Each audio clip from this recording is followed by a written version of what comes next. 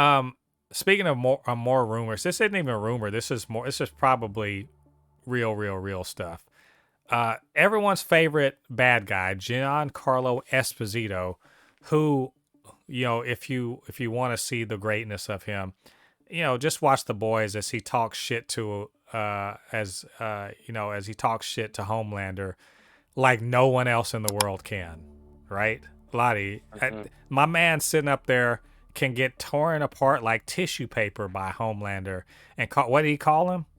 Failed product? Bad product. Bad product.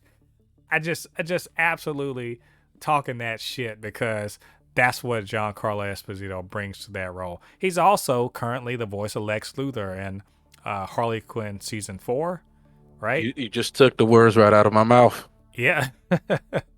He's also, he was in Mandalorian as Moff Gideon.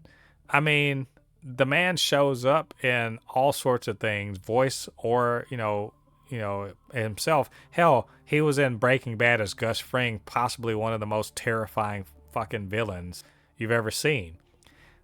But you know what?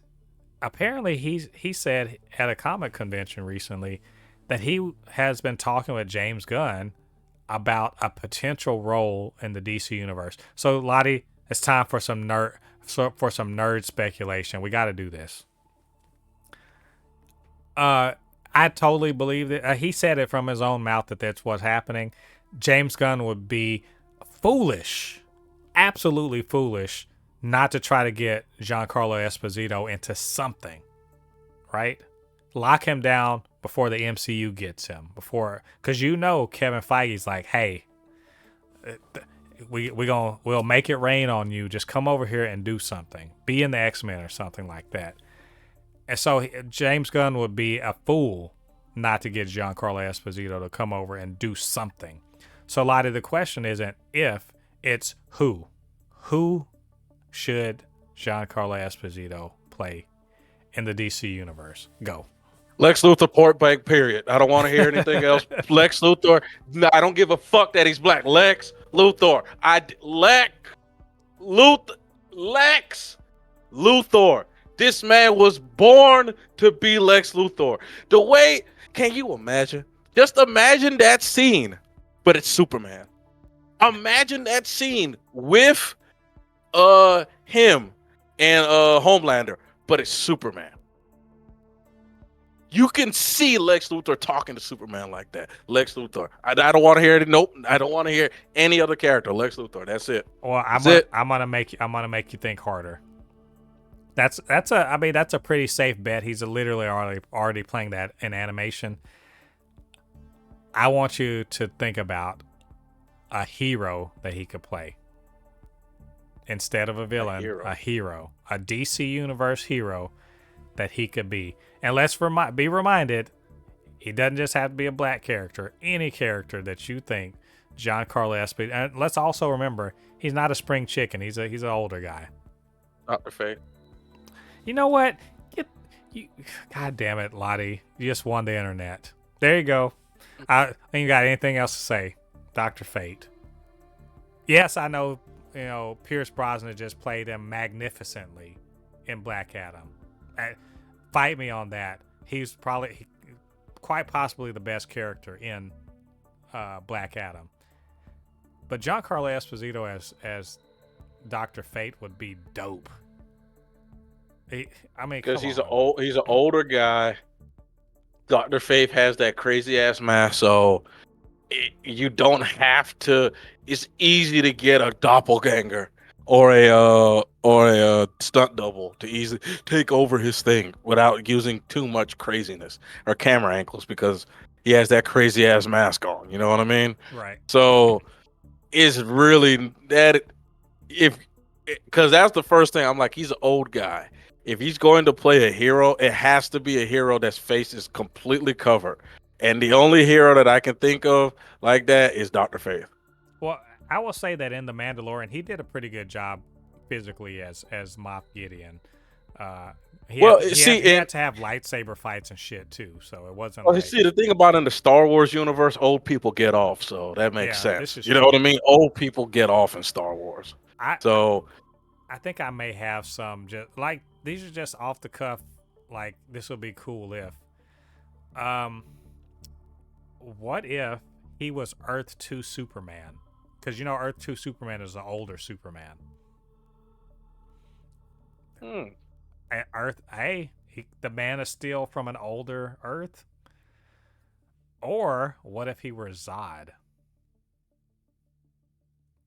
Yeah, I think he's a little. I think he's a little too old to play Zod. Like my Ooh, picture of Zod. oh fuck. Ooh.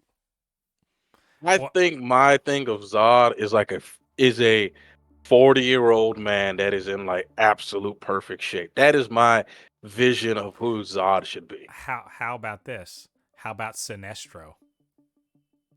He would be a dope ass Sinestro.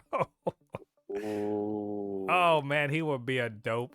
What if he were a Hal Jordan infected by Parallax? What if he were Parallax Hal Jordan? I know we're getting a John Stewart or whatever, and I think Hal Jordan's in that one. Or what if he were the Monitor? What if he were the Anti-Monitor? I could keep going.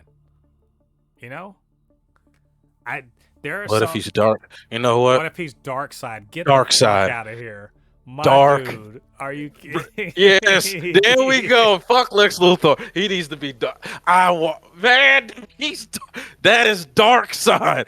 Can you imagine him saying Kal-El? I can just see it.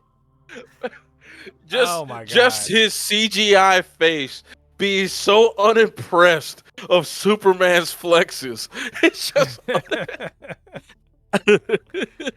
Oh man, that the I like the idea of him being the Monitor. Here's a like far out left field thing, and it's probably influenced by the fact that I just saw this character in my adventure with Superman, Mister Pizzletick. What? That's Mr. Pizzles. Mixel. Mix Pizzle Stick. Wow, Miss Pigglestick. Mix Pizzlestick is actually a very, very, very integral in Superman, especially the more uh out there Superman stories like Strange Visitor Superman, mm-hmm. where Mr. Pizzlestick was like told Superman like cursed Superman with immortality, so Superman could never die, and Superman just grew so powerful that like Superman basically became like this all powerful being, but he can't stop the world. I mean, the universe from dying of the heat death. Right. Very sad story, but it's like Mr. Pizzlestick is actually very integral in Superman's story, especially if you want to start taking Superman out there. Right. Well, I mean, and he could also be. I mean, look, he could be Brainiac. I mean, he could be, you know, one of the Guardians. You know that creates the Green Lantern. Even though I think that's talk about underusing someone of his caliber. You know, Mhm. I think that there's plenty of places he could go. Hell, I mean, someone said John Jones. I think that's a bit on the nose because Martian Manhunter is not important. I think if you get a Giancarlo Esposito and you're not using him to its fullest, what are you doing? You know, John Jones could be any race. If anybody ever tells me, "Why is John Jones Asian?" If you don't shut the fuck up, like the dude literally change. He can shapeshift. What's the problem here? I don't get this. But I mean, there's lots of places they could. I'm sure there's many characters that we are just like forgetting about or we're missing. I'm sure. So I don't want to box him in, but I mean, someone said Perry White, and I was like, why the fuck would you put him as Perry White? Y'all got Giancarlo Esposito, and you're gonna waste him on a side character? Like, stop that. If he's not the main villain, he needs to be a major hero. You know, hell, an aging hero. Hell, I'd be fine if he were in the Authority as the Superman of the Authority, whatever his name was, or the Batman of the Authority. Can you imagine? Giancarlo Esposito as an old Batman, like Batman Beyond Batman. Ooh. I mean, why And again? you, Why? Terry McGinnis, are not ready. I can see him saying. Yes, yes. I think okay, that's the one. Batman Beyond Batman, or Old Man Batman. Let's do it. He still, you don't know he got that old man strength. So you know, don't fuck around. There we go. Oh man, this was fun. I like this fan casting. Whatever it is, I trust James Gunn. James Gunn knows what he's about. Giancarlo Esposito is a hell of an actor. Whatever he ends up doing, hell, if he ends up being Jimmy Olsen somehow, I'm sure it'll make all the sense of the world. So we'll keep an eye on that. We'll let you guys know more about it when we hear more.